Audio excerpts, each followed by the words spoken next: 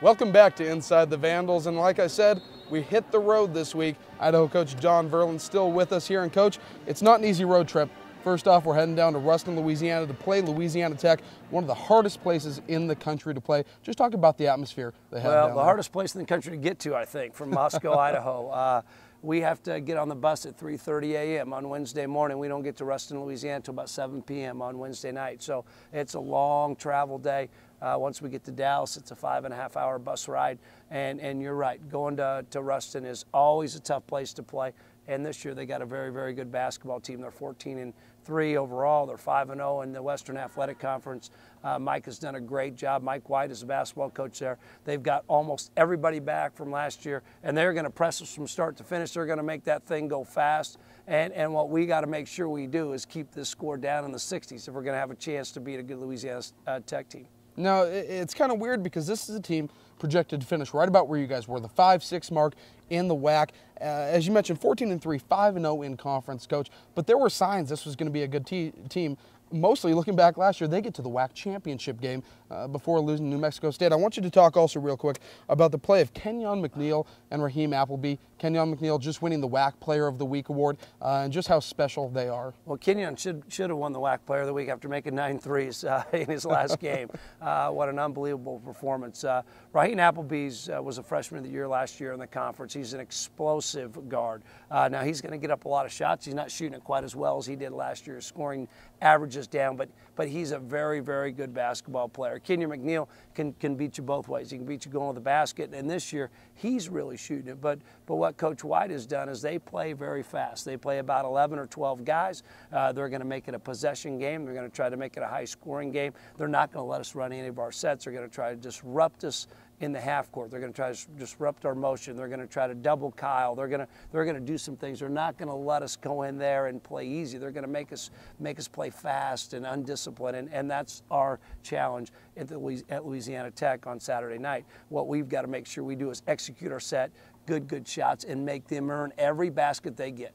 And then one of 3 straight Texas schools, 3 straight newcomers to the WAC, more importantly. Coach, first of all, how difficult is it to play against a team that obviously you have film on, but you've never played before in UT Arlington? And then also, Jordan Reeves, Kevin Butler, their 2 leading scorers. It's also a team that doesn't have a 10-point scorer in them. Just overall, your impressions of them as a team this year? Well, I haven't seen a lot of them. Just kind of glancing at them, watching them when they come on TV or seeing them play against somebody else. So it's a little bit difficult, because I know what Louisiana Tech's going to do, and I know what New Mexico State's going to do, and I know what Utah State's going to do, and I know what San Jose's going to do, but this is totally different, and we've got a challenge here because we get one day to prepare for them on a Friday. So hopefully the guy who's got the scout, one of my coaches, has us well prepared, which he will, and well organized, and we'll dive into them on Friday. But Scott Cross is the coach there. He does a great job.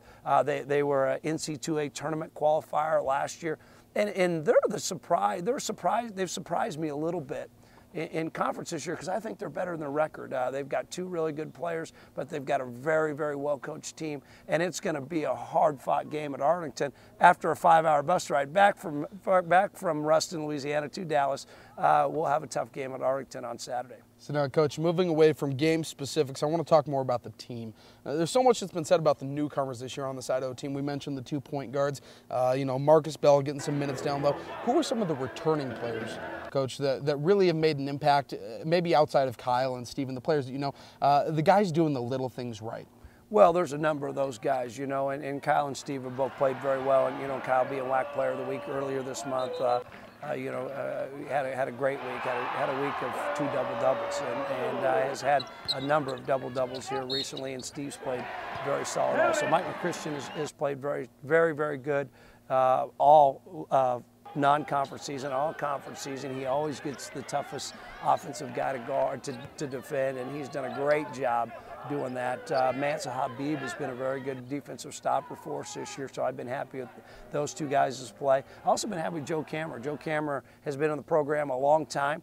This is his 4th year here, and now he's starting to get some minutes and playing well. He played 26 minutes the other night versus New Mexico State, and I thought he played very well. So I've been happy with all those guys. I'm actually, as I told the team in a team meeting today, I'm not disappointed with where our team is at as far as our progression as a team, I'm disappointed in our results. We've lost a number of very close games. We've had a number of games, 5, 6, 7 games that are one-possession games, and we got to figure out a way to get those games. And we got to figure out a way to win those games, especially here when it gets into February and March. And then, Coach, finally, before we end it here with you, let's talk a little bit more about the new players here. You know, Marcus Bell is one name. You talked about Denzel Douglas, Robert Harris, but also how's the progression of guys like Max Selesky and Ty Egbert coming along in this program? Well, you know, so far so good. Start with Rob Harris. After Rob's injury, he's played very well at the point. He can really shoot his ball. He can score his ball. He's dynamic on the break. I think he's going to be a very good point guard when it's all said and done for us here. Denzel Douglas is an energetic guy off the bench who can defend his position and really run your basketball team. I've been happy with Denzel's progression so far. Ty Egbert is redshirting. It's been good. It's always hard to tell with the redshirt how much they've progressed until next year, but he's getting his extra weight training in, which he desperately needs. We're making sure he eats a lot of calories. He's got to get bigger and stronger, but he's really been practicing well, and he's doing the things he needs to do to improve himself. You know, and Max Selesky and some of the other scout team guys, Max Stanner, they're all a big part of the program. Every day you come to practice, they're here, they're battling, they're trying to make the other guys better. You know, it's fair to say that really it's the scout team guys that in some cases win basketball games for you, not the 5 on the court. Oh, no question, because they go out and run the other team's offense and defend our team the way the other team's going to defend us, and that's a terrible job. I wouldn't want that job, but I really appreciate the job they do. Well, Coach, thanks so much for stopping by. Good luck this week. Bring home a couple wins. Thank you. We'll do it. All right, we're going to go and take a break. We'll be right back after this with Inside the Vandals with Idaho women's coach John Newley, fresh off 2 wins on the road.